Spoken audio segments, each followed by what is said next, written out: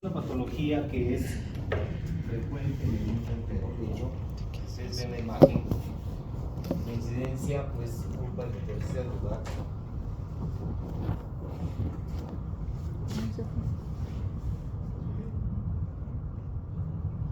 Decíamos que a nivel mundial, en relación al sexo femenino, ocupa el tercer lugar en relación al cáncer más importante, ¿no? Después del cáncer de mama y después del cáncer del cuello uterino. Ven ustedes que tiene alta mortalidad. En relación a los varones, pues también es muy parecido, también está en el tercer lugar a nivel mundial en relación a los tipos de cáncer, después del cáncer de pulmón, que hasta ahora sigue siendo el primer puesto, y el cáncer de próstata. Entonces es una patología maligna que es muy frecuente. Vean ustedes que el principal representante de la neoplasia maligna de colon abierto es el adenocarcinoma, y este está ubicado generalmente a nivel del colon descendente y el colon sigmoides. Puede estar presente en cualquier otra parte, pero pues con mayor predilección está a nivel de colon sigmoides, como está. Tiene otras localizaciones como a nivel del ciego, por ejemplo, el colon transverso, el colon ascendente, incluso a nivel del recto. Entonces entre el sigmoides y el recto es donde más vamos a encontrar este tipo de neoplasias malignas. Entonces, en relación a la susceptibilidad genética, pues ahí tiene un componente genético importante. Factores de riesgo como la enfermedad de la poliposis adenomatosa familiar, ustedes saben que este es un trastorno autosómico dominante, se caracteriza por la presencia de múltiples pólipos a nivel del colon. Vean ustedes que la mucosa del colon se ve así, tapizada de múltiples pólipos, no hay cómo sacar todos estos pólipos. En colon, la mayoría de los pólipos con el tiempo degeneran a neoplasia maligna. Casi todos se vuelven cáncer en el tiempo, ¿ya? El tiempo en que vida un pólipo benigno a ser una neoplasia maligna es entre 8 a 10 años. Cuando uno diagnostica poliposis adenomatosa familiar, es importante hacer el estudio a los hermanos de esa persona. Generalmente es un trastorno autosómico dominante que viene del papá o la mamá, y la mayoría del diagnóstico se hace a los 10 años. Es en esa época donde el niño presenta rectorragia, que es una de las manifestaciones clínicas, y cuando se le hace estudios pues se encuentra con múltiples pólipos a nivel del colon y recto. La mayoría de estos niños diagnosticados hacia los 20 o 30 años terminan en colectomía total, por el riesgo alto del que decíamos del cáncer de colon. Ahora, la poliposis adenomatosa familiar, ya habíamos visto antes, no solo se presenta en el colon, también está presente como factor de riesgo para el cáncer de estómago, de intestino delgado, etc. En realidad está en todo el tubo digestivo. El síndrome de Lynch es otra patología que también es causante o es un factor de riesgo genético para la presentación del cáncer. Entonces, dentro de los factores de riesgo está la colitis ulcerativa. Más de 10 años el riesgo aumenta 1% por año. Entonces la colitis ulcerativa o la patología inflamatoria del colon también es otro factor de riesgo importante. Vean ustedes, este es un colon con colitis ulcerativa, vean ustedes el colon eritematoso, hemorrágico, etc., ¿no? Factores de riesgo importantes. También otro factor de riesgo es la irradiación por cáncer pélvico, por cualquier tipo de neoplasia o tumor a nivel de la pelvis. Frecuentemente el cáncer cervicuterino. Cuando la paciente recibe radioterapia, pues la radiación es otro factor de riesgo para el cáncer de colon y recto. Los pólipos colónicos adenomatosos que habíamos dicho, los pólipos que son benignos, tienen una estirpe benigna, pero con el tiempo pueden volverse malignos, ¿no? Esto generalmente tiene una secuencia que se llama adenoma adenocarcinoma. Empiezan como benignos y después terminan como malignos. Entonces vean que otro factor de riesgo importante es la edad. Después de los 50 años hay un riesgo aumentado de cáncer de colon, de manera que cerca de los 80 años el riesgo es altísimo de presentar cáncer de colon y recto. Entonces también la edad es un factor de riesgo importante por encima de los 50 años. Sin embargo, esto no significa que antes de los 50 años no haya cáncer de colon. Por la alimentación, etcétera, por los factores de riesgo, hoy en día vemos cáncer de colon en gente más joven, incluso a los 30 años. Les comento que el año pasado, por estas fechas, falleció una paciente enfermera que tenía 35 años con cáncer de colon, ya en un estadio terminal. Entonces, es posible tener cáncer de colon en más jóvenes, pero ven ustedes que después de los 50 años aumenta más el riesgo. Este cáncer de colon directo, hasta vez se presenta, vean ustedes, más en varones con una proporción de 3 a 1 en relación a mujeres. Entonces, más frecuente en el sexo masculino. Y eso también, otro factor de riesgo importante son la alimentación, las dietas de tipo, calidad y cantidad de vida. Mientras más conservantes y colorantes tengan los alimentos, más elementos carcinógenos tienen. Entonces, el factor de riesgo también tiene que ver mucho con eso. Y por supuesto, el menor consumo de vegetales, frutas, verduras, etcétera, que también son factores de riesgo importantes. El consumo de tabaco es otro factor de riesgo, pero en todos los tumores que conocemos, todos los cánceres, el consumo de tabaco pues es un factor importante de riesgo, ¿no? Igual que el consumo de alcohol. Entonces, las bebidas alcohólicas también son un factor de riesgo importante. Entonces vean ustedes que la actividad física es importante, el no hacer actividad física, la vida sedentaria, la obesidad es un factor de riesgo también para el cáncer de colon, sobre todo la obesidad centrípeta. La obesidad centrípeta es aquel paciente que tiene el tronco obeso y las extremidades delgadas. Entonces ellos también tienen un factor de riesgo importante. El consumo de la comida chatarra, como se conoce hoy en día, es otro factor de riesgo. Mientras más grasas, más conservantes tengan, más es el riesgo del cáncer de colon. El consumo de café todavía es discutido, se dice que es un factor de riesgo cuando se consume en poca cantidad, pero hay estudios que demuestran que tomar más de 8 o 10 tazas de café al día podría ser un factor protector para el cáncer de colon. Es un poco interesante. Decíamos que la obesidad y el sedentarismo es un factor de riesgo también para el cáncer de colon. No hay una relación directa entre la grasa corporal y el cáncer de colon, y toda la obesidad central, sobre todo la centrípeta, es un factor de riesgo. El consumir carnes ahumadas, carnes saladas, igual que el cáncer gástrico, son factores de riesgo porque esos van a producir una lesión a nivel de la mucosa, proceso inflamatorio, y eso finalmente vira a una neoplasia maligna. El consumo pobre de vegetales y vitaminas pues también es un factor de riesgo, ¿no? Cada vez vemos menos consumo de frutas. En los colegios es donde se ve, ¿no? Las meriendas que se llevan los niños antes eran frutas, ¿no? Pero hoy en día ya no mandan las frutas, mandan comidas chatarras, galletas, pizzas, etcétera, que son factores de riesgo para la obesidad y también para el cáncer de colon. Entonces se ha clasificado en 3 tipos de riesgos, factores de riesgo, grupos de riesgo en toda la población en general, para dividirnos a la población en esos 3 grupos, ¿no? El grupo A pertenece a personas que estén con un riesgo bajo o promedio, es decir, cualquier persona del mundo que tenga un riesgo. Ahorita vamos a ver por qué. Esto representa, este grupo A, el 70 a 80% de toda la población en general de consumo, ¿no? Dentro de estos están pacientes o personas que no tienen factores de riesgo, ¿no? El factor de riesgo de ellos sería la edad, ¿no? Habíamos dicho después de los 50 años es un riesgo para el cáncer de colon.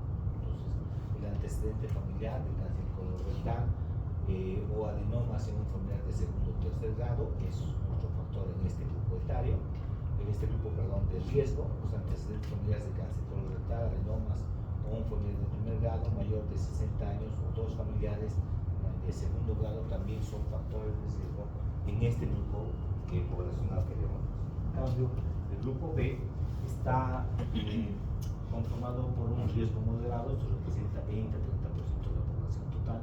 Estos vamos a encontrar pacientes con antecedentes de cáncer de colorectal en un tamaño variable como los adenomas, histología vellosa o de un grado de displasia. Es decir, son pacientes que tienen patología benigna, pero con el tiempo estos adenomas van a convertirse en adenocarcinomas, ¿no? También antecedente personal de cáncer colorectal, resectado previamente con un intento curativo y se establece en ellos un régimen de vigilancia.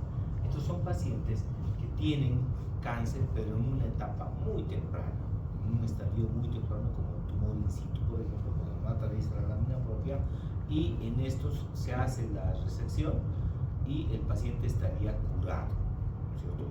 Clínicamente. Sin embargo, en ellos hay que hacer vigilancias en una colonoscopía cada año, ¿no? Para ver que no hay están los antecedentes de cáncer colorectal o pólipos adenomatosos en familiares de primer grado menor de 60 años o en dos familiares de primer grado independientemente de la edad que vayan a tener. Y finalmente el grupo C está conformado por pacientes de alto riesgo, ¿no? Esto representa el 5 a 10% de la población total. Aquí vamos a encontrar pacientes con antecedentes de poliposis adenomatosa familiar que habíamos dicho, donde vemos múltiples pólipos, ¿no? El riesgo de cáncer es realmente alto, cerca al 100%. También en este grupo están los pacientes con antecedentes de cáncer colorectal hereditario familiar no asociado a pólipos, o el síndrome de Lynch que decíamos, y pacientes con enfermedad inflamatoria intestinal como la colitis ulcerosa o la enfermedad de Crohn.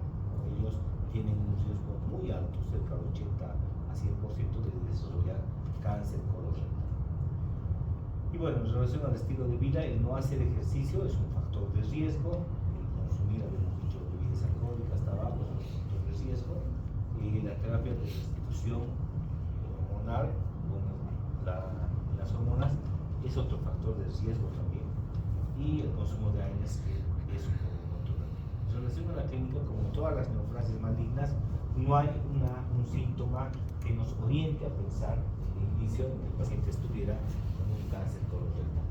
Vamos a encontrar dolores abdominales hasta el 44% de los casos, cambios de la vía intestinal hasta el 43%, pacientes que presentan a veces constipación crónica, a veces deposiciones sanguinolentas. Una de las causas importantes o motivos de consulta del paciente es la sangre que eliminan durante la defecación.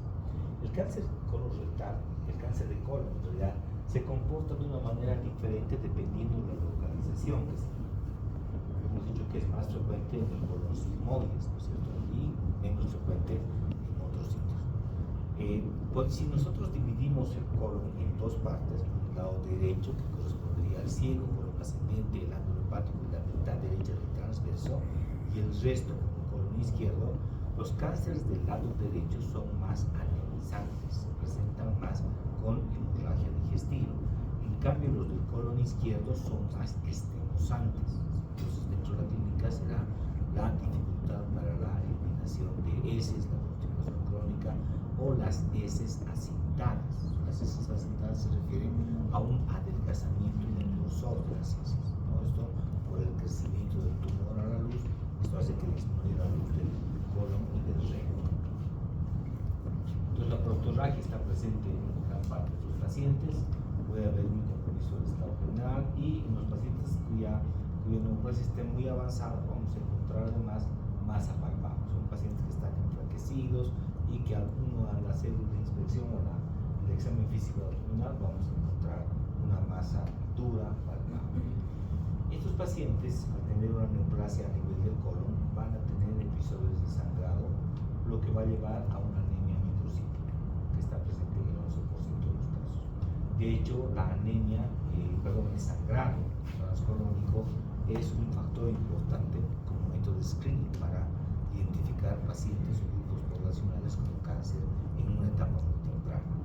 En otros países sirve esto como diagnóstico temprano. Se les obliga a los pacientes a que hagan una sangre oculta en heces una vez al año. En los que se encuentra positivo se hace estudios de investigación, principalmente estudios endoscópicos. Ven ustedes que también hay pérdida de peso, hasta un 6% de los casos, y eliminación de grandes cantidades de moco a nivel transanal. Esto sobre todo cuando el cáncer deriva del pólipo velloso. Ustedes recuerdan, los pólipos pueden ser tubulares, tubulovellosos o vellosos. Los vellosos generalmente son sesiles, es un exceso de glucosa, y estos secretan gran cantidad de agua y además de elementos importantes como el potasio, por ejemplo, el cloro, etc. Entonces secreta una secreción mucinosa constantemente. Además van a tener proctorragia, pubotenismo, alteraciones en la evacuación de gases y muchas veces diarrea crónica. Esos también son factores de riesgo, pero en la clínica que nos van a orientar al paciente al cáncer de colon. Decíamos que hay una secuencia adenocarcinoma. Vean ustedes que más del 95% de los pacientes con cáncer colorectal derivan de los adenocarcinomas, de los adenomas, y en la mayoría de los casos pues están presentes de lesiones premalignas o preneoplásicas. Los pólipos adenomatosos o adenómatos. Aquí vemos el epitelio normal o la mucosa normal del colon, normalmente se ve así, vean ustedes, la mucosa, la submucosa, la capa muscular, etc. Y después hay una hiperfunción, una hiperproliferación de ese epitelio que va a dar origen a lo que conocemos como un pólipo adenomatoso, así como está. Y este pólipo adenomatoso, en un tiempo, puede virar, mutar genéticamente y de esta forma consolidarse en un carcinoma. Entonces, con el tiempo, esto de ser benigno pasa a ser maligno. El tiempo en que tarda desde la formación del pólipo hasta la presentación maligna es entre 8 y 10 años en promedio. Es el promedio en el que estos pólipos van a virar. Entonces, vean ustedes que existen muchos pólipos, algunos de ellos son hiperplásicos, tienen una frecuencia del 90%. Estos se creía que 0% que estos no malignizaban con el tiempo. Hoy en día se ha visto que sí, hasta un 1% de todos los pacientes que tienen pólipos hiperplásicos pueden terminar en cáncer colorectal. Después están los pólipos adenomatosos, vean ustedes el pólipo tubular y los túbulos vellosos, los vellosos, ¿okay? Vean ustedes, el velloso es el que tiene peor pronóstico, es el que más agresivo, si quieren, más rápidamente progresa a un estado maligno. Entonces, estos son los pólipos tubulares, después hay la combinación de túbulos vellosos. Esto es un típico pólipo tubular, generalmente es pediculado, vean ustedes. Después está el túbulo velloso, que tiene ya un componente velloso o rugoso, si quieren, en la morfología. Vean ustedes, todavía sigue siendo pediculado. Y después está la variedad vellosa, que hemos dicho que este es el más agresivo. Además, este no tiene un pedículo como estos otros. Entonces, al tener pedículo, y si la lesión está aquí, tarda más, si ustedes quieren, en infiltrar la pared del colon. En cambio, en la parte vellosa no existe eso, y el riesgo pues, es más agresivo de este tipo de túbulo. El tipo velloso es como un exceso de mucosa rugosa que invade hacia la luz del colon y que continuamente secreta una secreción mucinosa que el paciente elimina transanalmente. Entonces, decíamos que no hay una clínica importante que nos oriente al diagnóstico, y generalmente hacemos el diagnóstico con la presencia de sangre pertenece. Si es que encontramos esto, pues vamos a hacer otros estudios que nos orientan al diagnóstico. El tacto rectal es muy importante. La mayoría de los pacientes consulta por hemorragia transrectal, hemorragia digestiva baja, y muchos médicos también, hay que reconocerlo, no saben hacer el tacto rectal, sobre todo no quieren hacer el tacto rectal. Cuando se presenta, asumen que son hemorroides. De hecho, hay pacientes que los tratan como hemorroides, pueden tratar meses, años, inclusive sin que les hayan hecho algún tacto rectal. Y en ese tiempo el cáncer puede avanzar y luego ya no ser operable, estar fuera del cáncer. Entonces es muy importante hacer el tacto rectal. Después hay otros estudios que vamos a pedir, como la sigmoidoscopía, la colonoscopía, el enema de bala doble contraste y la colonoscopia virtual. Todos estos nos van a orientar en el diagnóstico de cáncer. Entonces, la sangre pulpenesis es un método de screening. En algunos países así está estipulado. Todo paciente que, por ejemplo, va a renovar su licencia de conducir o el carnet de identidad, obligatoriamente tiene que presentar este estudio para el diagnóstico temprano de cáncer. En nuestro medio, todos saben que tienen que hacerse un estudio una vez al año y muy pocos son los que se hacen. Por eso, muy pocos médicos también exigen que se realicen las consultas generales. Entonces, el tacto rectal es muy importante. Se debe hacer el tacto rectal. ¿No? La literatura nos dice que el 80% de la patología colónica está al alcance del niño.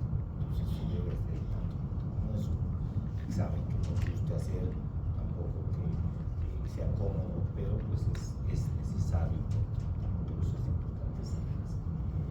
En relación a otros estudios, la sigmoidoscopía con sigmoidoscopio flexible, la mayor parte de las veces, nos va a servir para identificar las lesiones a nivel del sigmoide. Acuérdense que la mayoría de las lesiones malignas están en esa ubicación.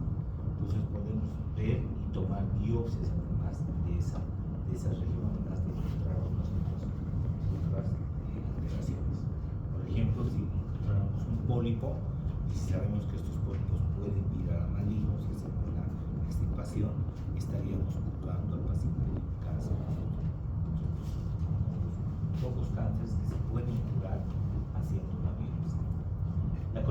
colonoscopía se pide muchas veces después de la sigmoidoscopía.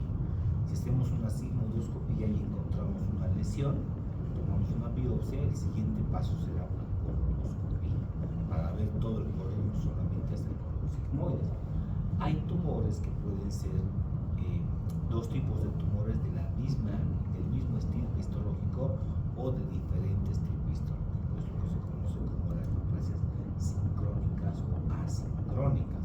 Sincrónicas cuando encontramos, por ejemplo, un adenocarcinoma a nivel del colon sigmoides y otra en el transverso del recto.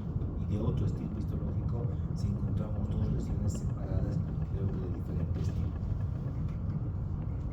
Después decíamos también el enema de Balo, donde el contraste nos va a orientar, que vamos a ver en los interiores testículos de la mordida de manzana. Vean ustedes que hay una disminución de la luz con una proliferación de la pared que invade la luz de la pared.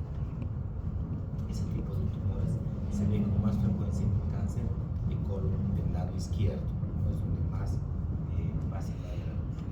La colonoscopia virtual antes no era posible hacer en nuestro medio, lo estudió muy caro. Hoy en día casi todos los tomógrafos de nuestra ciudad son de alta resolución y es posible hacer una reconstrucción, ven ustedes, para ver la colonoscopia virtual. Gracias a estos estudios podemos ver primero la morfología externa del colon, como si fuera un enema, a doble contraste si quieren, y después vamos a poder navegar internamente con lo que se conoce la colonoscopia virtual, ¿no? Y la ventaja de esto es que no es invasiva para el paciente. La desventaja es que emite radiación y que el paciente pues, tiene que muchas veces consumir el gasto, ¿no? Económicamente es un poco más caro. El cáncer colorectal, la mayor parte de las veces, hasta el 90%, salud, hasta el 90% se origina en la mucosa del colon, ¿no? Viene de un adenoma. Pueden ser lesiones benignas, son adenomas, y lesiones malignas de la mucosa son adenocarcinomas. Estas lesiones invaden todas las paredes del colon hasta finalmente llegar a la serosa. Entonces, las vías de diseminación pueden ser vías linfáticas, cuando atraviesa la muscularis mucosae o la lámina propia. El tumor está en contacto ahora con vasos linfáticos y vasos sanguíneos. Entonces, van a diseminarse por los ganglios linfáticos. ¿Se acuerdan cómo estaba distribuido el grupo ganglionar a nivel del colon? ¿Qué ganglios había?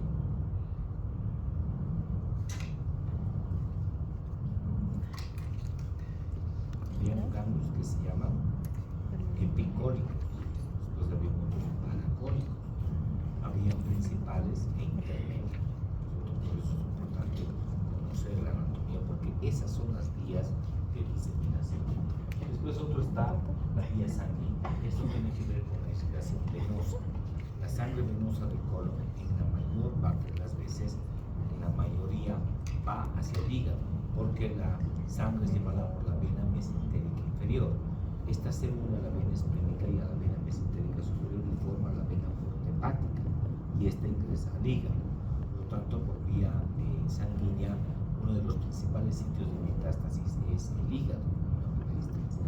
Lo mismo ocurre en el tercio superior del recto, que tiene la misma irrigación. En cambio, en el tercio medio y el tercio inferior del recto, ya habíamos visto que tiene una irrigación diferente. El tercio medio va directamente la sangre a la vena ilíaca interna, y del tercio inferior va a la vena pudenda interna, y de aquí a la vena ilíaca interna. Por lo tanto, la sangre venosa del tercio medio y el tercio inferior del recto va a ir a la vena cava inferior.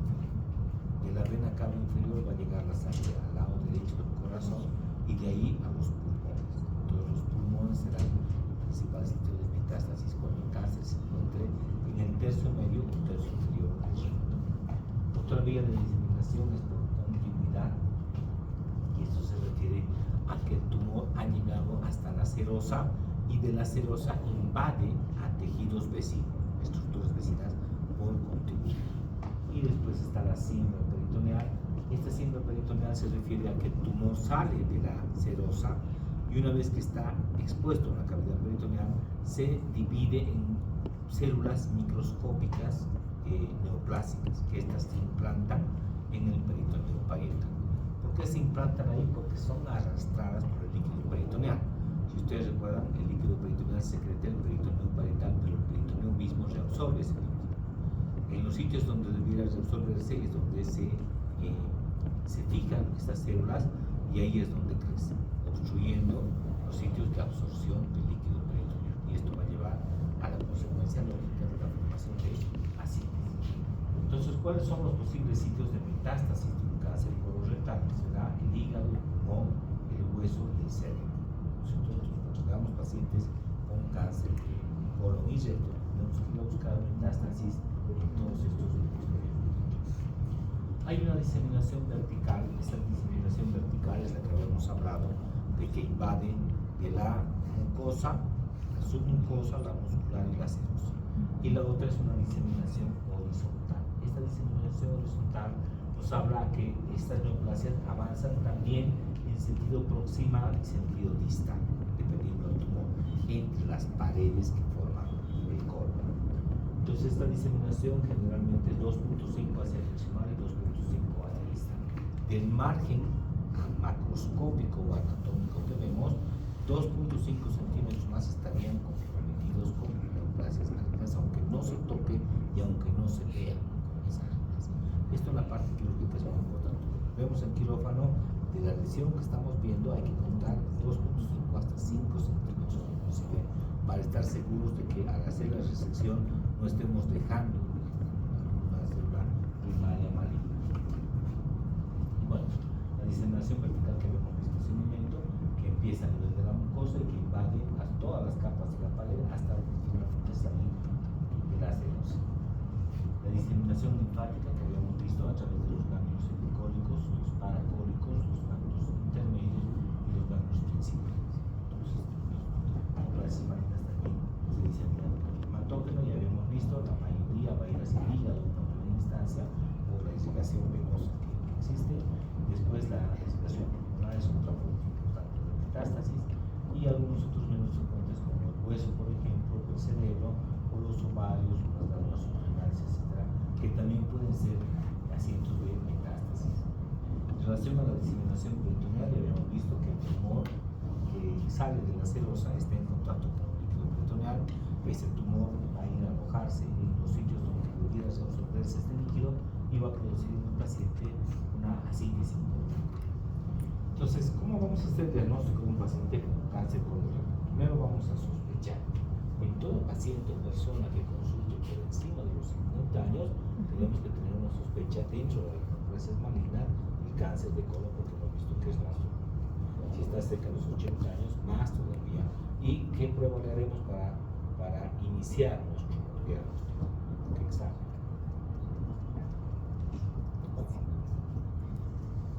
¿Qué examen le harían ustedes? Sangre punto antes de eso hay que ser ¿verdad? Siempre hay que estar. Si sale sangre, ya nos hemos a los glutenesis. Haríamos sigmoidoscopía o colonoscopía, ¿verdad? Si no sale sangre a la ceca total, le haríamos glutenesis.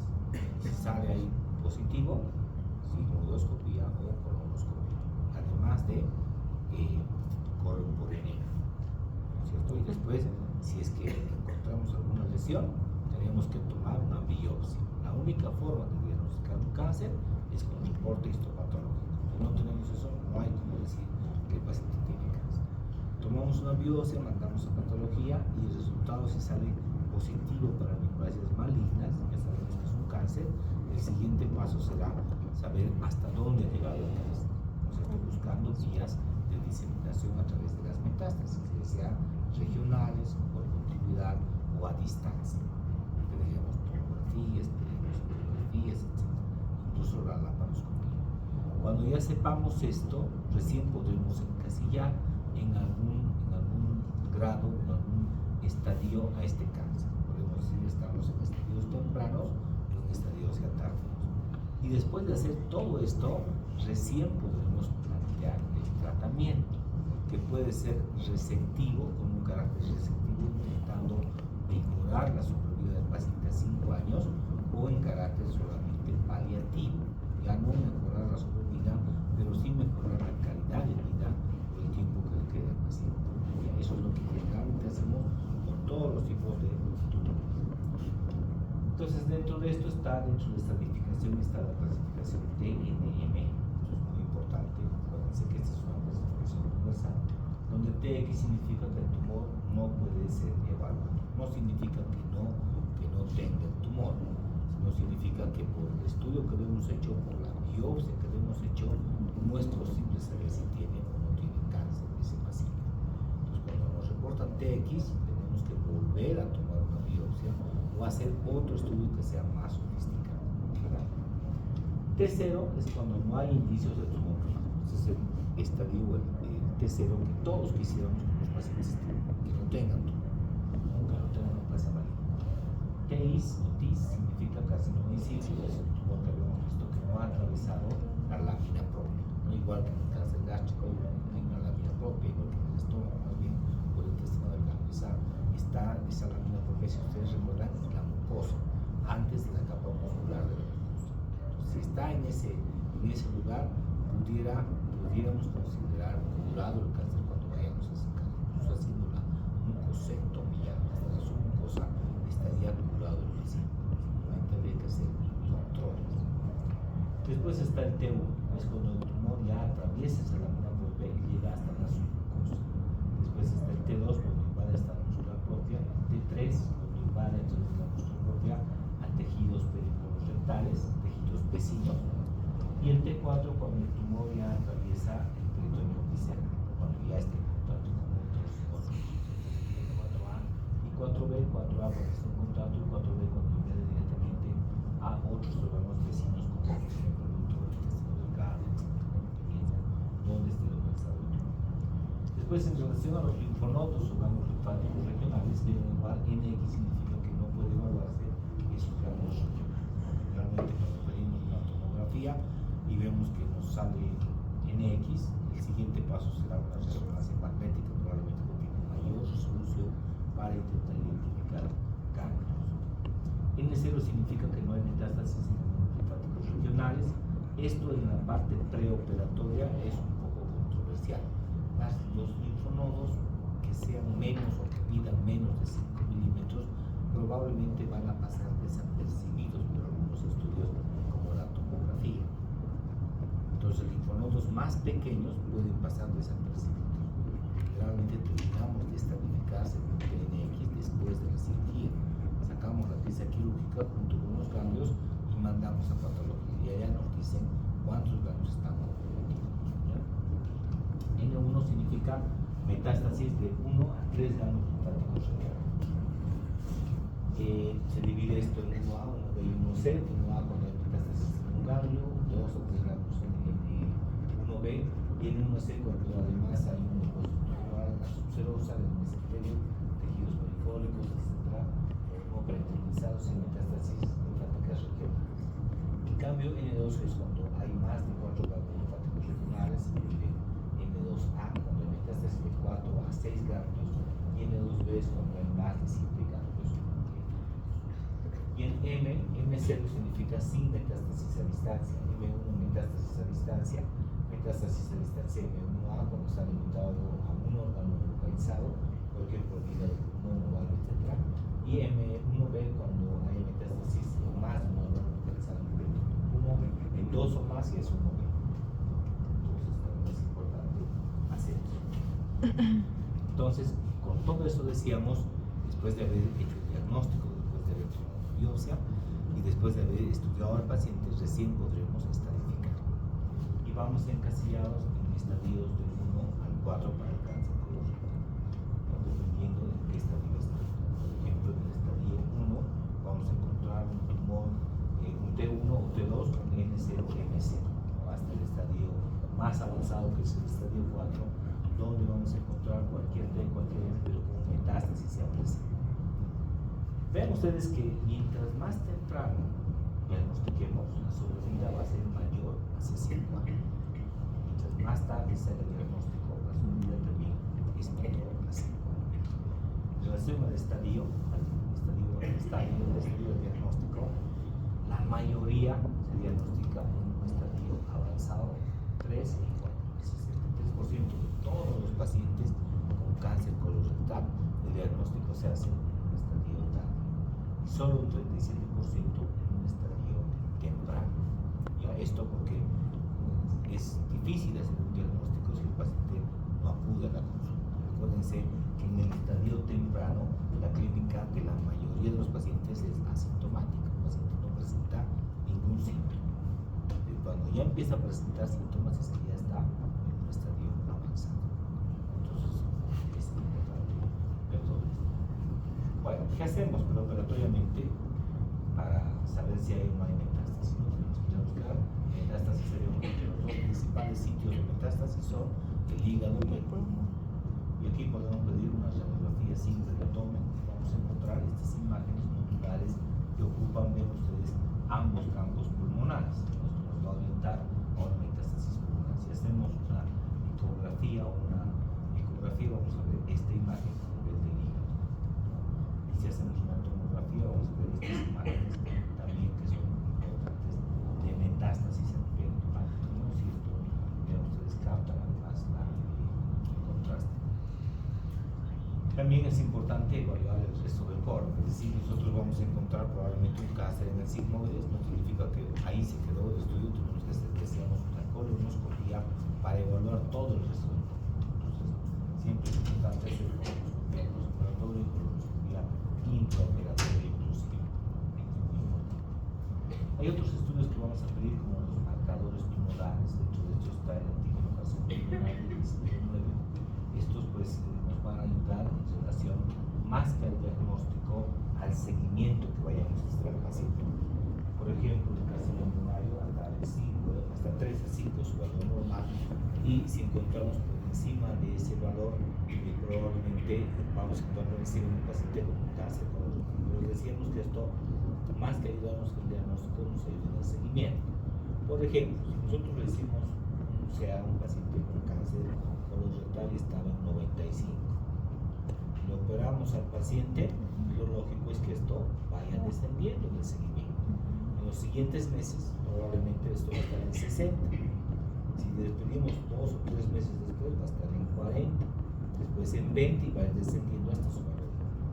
Pero si en este seguimiento ustedes le hacen, ven que después de la cirugía desciende a 40, después a 20, el siguiente control aparece 30, después aparece 60, ¿qué pensarían?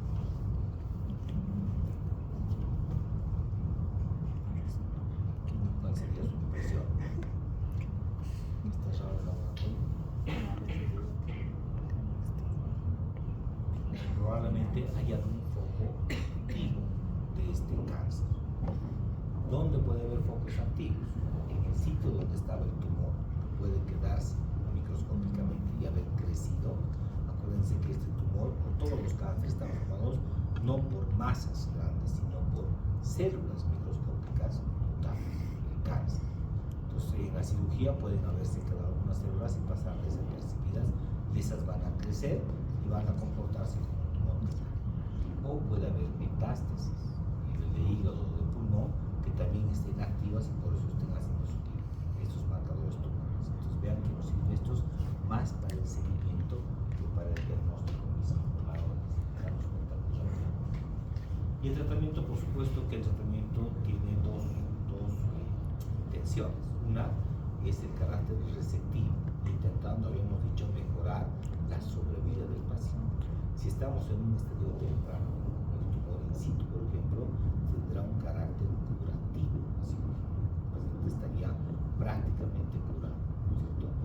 No hay cómo demostrar, sin embargo, que a pesar de que el tumor no haya invadido la lámina propia, no hay algunas células que ya hayan pasado y que nos puedan dar metástasis. Por eso en algunos protocolos el paciente que tiene tumor in situ, en estadio muy temprano, se hace la resección, igual se hace ciclos de quimioterapia, 1 o 2 ciclos de quimioterapia preventiva.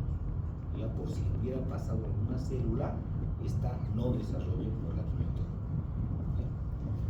Bien, y entonces decíamos que puede tener un carácter entonces curativo cuando estamos en un estadio muy temprano, carácter receptivo, disminuyendo o aumentando más bien la sobrevida del paciente a 5 años en un estadio temprano, o un carácter paliativo, cuando ya estamos en una etapa tardía, por ejemplo el tumor está obstruyendo el colon sigmoides, no hay cómo evacúe el paciente gases ni heces, el tratamiento será solo hacer una colonoscopia para mejorar su calidad de vida y que no esté distendido y que fallezca el paciente por complicaciones como la perforación, peritonitis extemporácea, etc. Y cuando vamos a hacer la resección del tumor, es importante la resección en cuña tomando márgenes oncológicos. Habíamos visto hace un momento que del tumor 2.5 centímetros aproximadamente distal es el margen mínimo que se toma. Generalmente es entre 5 a 10 centímetros el margen oncológico que tomamos, porque se entiende que en esta localización puede haber células malignas. Y la resección es en cuña porque llega hasta el origen mismo del mesocolon, hasta el origen mismo del mesocolon. Junto con esto es importante estirpar el vaso que está nutriendo al tumor, y si hay dos vasos, como en este caso los dos deben ser incluidos durante la resección. Además, con esto vamos a sacar los ganglios epicólicos, los paracólicos, los principales y los intermedios, que salen junto con la pieza quirúrgica. Bien, hay un tema importante. Cuando uno opera el cáncer de colon, cualquier tipo de cáncer, es importante no manipular, se llama eso no tocar. Cada vez que ustedes tocan el tumor, este puede desprender células microscópicas al peritoneo parietal sin que nos demos cuenta. Para que ustedes entiendan, si viéramos microscópicamente el tumor, sería como una almohadilla de tiza. ¿Cómo son las almohadillas de tiza? No me quiero ver, lo han visto, ¿cierto? Sale un polvo continuamente. Así veríamos microscópicamente el tumor. Cada que tocamos, salían células microscópicas. Entonces, por eso se dice no tocar. Y por otra parte, generalmente identificamos, tenemos que hacer una ligadura proximal distal, porque internamente, igual a la manipulación, puede pasar células microscópicas. Con el peristaltismo, estas van a ir avanzando, y si nosotros tocamos esto, estas células probablemente van a estar aquí dentro de la luz del colon. Y no nos vamos a dar cuenta, ¿verdad? Entonces vamos a tocar primero una ligadura proximal y distal, y otra cosa importante es primero ligar el sistema venoso. Primero ligamos las venas y después las arterias, porque también hay una diseminación sanguínea que va por las venas. Si ustedes tocan el tumor, estas pueden ingresar grandes cantidades de ese tumor a las venas y diseminarse. Entonces, antes de tocar, primero ligamos las venas, seccionamos, luego las arterias, y así sacamos la pieza quirúrgica, y ahí sí tenemos que manipular, no hay como no tocar para extirpar. Entonces, en relación al tratamiento quirúrgico, entonces va a depender dónde esté localizado el tumor. Vean ustedes, si el tumor estuviera localizado en el ciego o por el ascendente, el tratamiento sería hemicolectomía derecha. Esta es la hemicolectomía derecha, que va a salir los 10 a 15 últimos centímetros del ilion. Esto porque comparte irrigación esta parte del ilion con el colon. Si dejáramos nosotros el ilion, si cortáramos en la válvula iliocecal, este segmento se necrosaría, no habría quien irrigue. Por eso es importante sacar los 10 a 15 últimos centímetros. Junto con la pieza sale el ciego, el apéndice en centímetro del paciente, el colon ascendente, el ángulo hepático y la mitad derecha del colon transverso antes del arco de Riolano. Ya este es el arco de Riolano. Todo esto se llama hemicolectomía derecha cuando hacemos este procedimiento. Importante porque en el examen nos puede preguntar límites de resección de la hemicolectomía derecha, o dibuje una resección de hemicolectomía derecha. Ahora se puede preguntar con dibujos también. Todos. Entonces ven ustedes, si el tumor está cerca al ángulo hepático del colon, podemos ampliarnos esa hemicolectomía. Esto es una hemicolectomía ampliada, donde vean ustedes el límite de resección superior va más allá del arco de Riolano, hasta cerca al ángulo esférico del colon. Esto es una hemicolectomía ampliada derecha. El límite inferior sigue siendo lo mismo. Si el tumor estuviera en el lado izquierdo del colon transverso o en el ángulo esplénico, descendente, haríamos esta que se llama la hemicolectomía izquierda. ¿Cuáles son los límites de esta hemicolectomía? La mitad izquierda del colon transverso, incluyendo el arco de Riolano, esplénico, el colon descendente, hasta la unión con el colon sigmoides. Esa es la hemicolectomía izquierda. Si el tumor estuviera en la mitad del colon transverso, la resección sería cerca del colon ascendente, cerca del ángulo hepático, hasta el ángulo esplénico del colon, siempre tomando en cuenta 5 a 10 centímetros mínimo proximal y distal. Además, cuando uno toma ese margen oncológico, el borde de resección se debe mandar siempre a biopsia de comparación. Es decir, sacamos la pieza, aquí vamos a tener un cabo que va a salir con la pieza. Este cabo sería la parte distal y este sería la parte proximal. Marcamos con un hilo, cortamos el borde de esto, mandamos a patología, cortamos este borde, mandamos a patología como biopsia de congelación. Si nos dice la biopsia que hay células neoplásicas, tenemos que ampliar esta resección. Entonces, entre 2 a 5 centímetros más proximal o distal, dependiendo cuál esté comprometido, hasta que nos diga que no hay células neoplásicas malignas. Así siempre se debe hacer. Ahora, si el tumor está cerca al ángulo, al colon sigmoides o la unión retrosigmoidea, descendente y sigmoides, el tratamiento se realizará una hemicolectomía izquierda ampliada. ¿Ya? Si ustedes recuerdan, la hemicolectomía izquierda abarcaba la mitad izquierda del colon transverso, el ángulo esplénico, el colon descendente, hasta la unión con el colon sigmoide, ¿verdad? Esa era la hemicolectomía izquierda. Ahora, la hemicolectomía izquierda ampliada abarca además el colon sigmoides hasta la unión con el recto, hasta la unión recto sigmoidea. Todo esto es hemicolectomía izquierda. Si el tumor está en el colon sigmoides, el tratamiento será una resección anterior.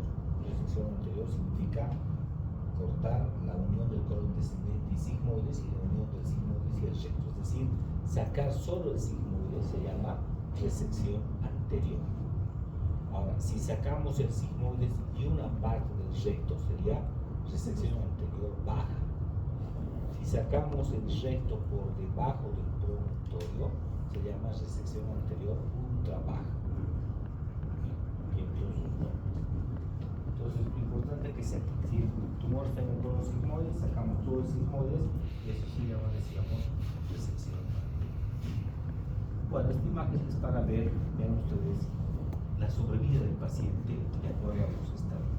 Por supuesto, los que tienen mejor pronóstico son los estadios del cáncer. Tumor in situ, carcinoma in situ, pero ustedes tienen hasta un 90% de sobrevida hasta los 10 años. Bueno, y a medida que avanza el estadio, lamentablemente la mortalidad pues también es en relación al tratamiento y al estadio. Vean ustedes que en una etapa 1, en el tratamiento del cáncer colorectal, realidad, la cirugía es exclusiva. Generalmente se hace una cirugía para iniciar en la etapa 1. O sea, vamos a hablar de un tumor de 1 o 2 sin nada de M ni nada de esto, que no haya metástasis regionales, ya está. En cambio, en el estadio 2 se debe hacer quimioterapia postoperatoria. Primero la cirugía y después la quimioterapia postoperatoria. Acuérdense que la quimioterapia va a ir a buscar células metastásicas en el paciente, ¿verdad? En el estadio 3, el tratamiento es cirugía más quimioterapia postoperatoria.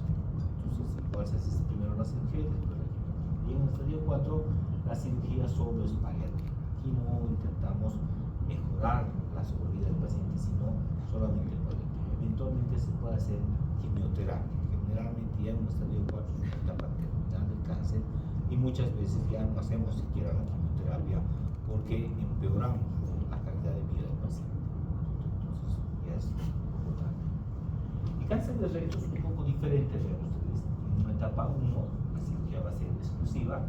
La etapa 2 se hace radioterapia y quimioterapia preoperatoria. El cáncer de recto responde muy bien a la radioterapia y a la quimioterapia. La radioterapia, sobre todo, puede la radioterapia disminuir el tamaño del tumor y en algunas ocasiones puede desaparecer el tumor, si ustedes quieren. De hecho, ha habido varios trabajos de hace unos 5 años atrás hasta hoy en día, donde entre los protocolos en estadios tempranos del cáncer del recto se hacía solo radioterapia. por ejemplo, si el paciente estaba con un estadio 2 o un estadio 1, se hacía la radioterapia, después se reevaluaba al paciente y no se encontraba el tumor. El tumor había desaparecido. En los seguimientos que se hacían entre el primer y segundo año, lamentablemente en esos pacientes algunos presentaban la recidiva del tumor hasta en un 10%, y después de los 2 años hasta en un 30%. ¿Ya? Y en algunos pacientes de esos 30%, casi el 50%, presentaban ya metástasis en esos pacientes. Entonces sí nos ayuda la radioterapia en disminuir el tumor, pero parece que no es la única o la mejor opción dejar al paciente aunque no tengamos la certeza del tumor que esté presente. Entonces, probablemente el mejor protocolo en cáncer de recto es la radioterapia, resecar el segmento comprometido y después recién establecer un margen de vigilancia. Entonces decíamos que en el estadio 2 y el estadio 3 va la terapia, quimioterapia preoperatoria, después la cirugía. En el estadio 3 además va el tratamiento adyuvante, neoadyuvante, perdón, con quimioterapia postoperatoria, y el estadio 4 pues igual solamente es paliativa. Radioterapia y quimioterapia postoperatoria en algunos pacientes solamente. Esta patología importante ahora de bueno recordar la anatomía del hígado. El hígado es un órgano muy importante en la vida, es un órgano grande que ocupa la mayor parte del hemiabdomen superior. Ven ustedes, está conformado anatómicamente o descriptivamente en 2 lóbulos, un lóbulo derecho y un lóbulo izquierdo, separados por el ligamento falciforme. En su interior está el ligamento redondo. Este ligamento falciforme separa entonces en un gran lóbulo derecho y un pequeño lóbulo izquierdo. Este ligamento falciforme después va a convertirse en otros ligamentos como el coronario, etcétera, que es esto que está viendo. Está en relación importante con la vena cava inferior, con el diafragma en la parte superior y con la pared abdominal en la región anterolateral a través de las costillas o las costillas y las últimas costillas. En la parte inferior está en relación con el gordo transverso, el anillo hepático. Aquí vamos a encontrar el hilio del hígado, además de la vesícula biliar, etc. También está en relación estrecha con el estómago a través del ligamento hepatogástrico, también llamado momento menor, ese ligamento, y en relación importante con el duodeno a través del ligamento hepatoduodenal, que es parte de la transcavidad de los intestinos. Esta es la cara inferior, vean ustedes, donde hemos hecho esta relación con la vena cava, con además el hilio hepático y la vía biliar extrahepática y la vesícula, así como están viendo. Funcionalmente, el hígado tiene 8 segmentos. Estos segmentos están divididos por las venas, por el sistema venoso interno del hígado. Que en realidad, esta arquitectura venosa es la que va a mantener el esqueleto del hígado, es la que va a mantener la posición del hígado, si ustedes quieren. Si nosotros cortáramos todos los ligamentos y seccionáramos, el hígado no se cae, se mantendría en su misma posición por esta arquitectura interna formada por las venas. Entonces, esta misma arquitectura interna nos ayuda para segmentar el hígado, para segmentar o dividir en diferentes porciones el hígado. Entonces, vamos a encontrar 8 segmentos del hígado, así como están viendo, que vienen en el sentido de las manecillas del reloj. Ven ustedes, aquí está el 1, aquí está el 2, aquí está el 3, aquí está el 4, 5, 6, 7 y 8. De estos segmentos hepáticos, estos 3 corresponden al lóbulo hepático izquierdo. Esta ya es la anatomía funcional, no lo que habíamos visto del ligamento falciforme. Entonces estos 3 pertenecen al lóbulo izquierdo y estos 4 pertenecen al lóbulo derecho del hígado, es decir, el segmento 2, el segmento 3 y el segmento 4 son del lóbulo izquierdo. El segmento 5, 6, 7 y 8 son del lóbulo derecho. Y el segmento 1 es un segmento único, que no pertenece ni al lado derecho ni al lado izquierdo del hígado. La nutrición de este segmento es de ambos. ¿Ya? Este es un segmento, el segmento 1 que es autónomo, ¿ya? Es un segmento aparte. Entonces vean ustedes, así está segmentado el hígado, con esa segmentación que habíamos dicho. Habíamos dicho que el segmento 1 es independiente independiente, es autónomo, no pertenece a ningún lóbulo. En cambio, el 2, el 3 y el 4 corresponden al lóbulo hepático izquierdo. De estos, el 2 y el 3 son posteriores y el 4 es anterior. Y vamos a encontrar además en el lado derecho, habíamos dicho, 4 segmentos, 5, 6, 7 y 8. El 5 y el 6 son inferiores, el 7 y el 8 son superiores, ¿no? Así como están. Después, además de encontrar con esta arquitectura, en el hígado nos vamos a encontrar con una vía biliar extrahepática importante. Si ustedes recuerdan, el hígado es quien forma la bilis. Esta bilis discurre por estas vías biliares extrahepáticas hasta finalmente localizarse en el duodeno. Entonces, del hígado salen dos conductos importantes, como es el hepático derecho y el hepático izquierdo. Estos se unen para formar el hepático común, que es esto que están viendo. Este hepático común se une al conducto cístico que viene de la vesícula y a partir de aquí se denomina conducto colédoco. Y este termina en la cara posterior de la segunda porción del duodeno junto con el conducto de Pearson o pancreático principal. ¿Ya? Entonces, así está conformada la vía biliar. El conducto colédoco generalmente tiene 4 porciones. Ahorita vamos a ver esas porciones. En relación a la vesícula biliar, esta vesícula biliar presenta un fondo, un cuerpo y un cuello asimétrico que se continúa con el conducto cístico, así como está aquí. En relación al diámetro, este conducto cístico mide 3 milímetros, puede dilatarse hasta 5 milímetros inclusive. La vía biliar principal mide hasta 8 milímetros como diámetro anatómico, diámetro ecográfico hasta 6 milímetros. Cuando se quita la vesícula, cuando se hace una colecistectomía, esta vía biliar puede dilatarse un poco hasta menos de 1 centímetro. ¿Ya? La vesícula biliar sirve de reservorio de bilis.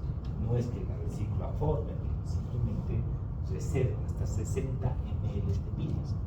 ¿No? Importante esto porque la bilis se forma a nivel del hígado. Entonces, otra vez para ver la vía biliar extrahepática, que está formada, habíamos dicho, por el hepático derecho, el hepático izquierdo, el hepático común.